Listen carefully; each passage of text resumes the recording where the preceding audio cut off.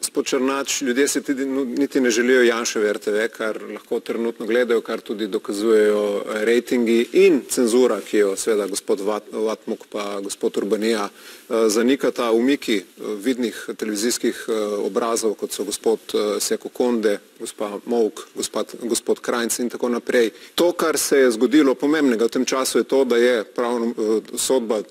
dve sodbi sodišč postali pravnomočni. Dokazano je, pravnomočno je, da je gospod Vatmuk bil imenovan nezakonito in da je njegova razrešitev gospe Gorščak bila nezakonita. To je podlaga za to, da ustanovitelj, država, lahko tiste ljudi, ki jih je postavil kot programske svetniki za to, da bdijo nad delom tega javnega servisa, te ljudi tudi odpokliče, ker so očitno pač niso opravljali svojega dela, svojega poslanstva kot programski svetniki v skladu z tistimi standardi, ki se od njih pričakujejo. Zelo preprosto.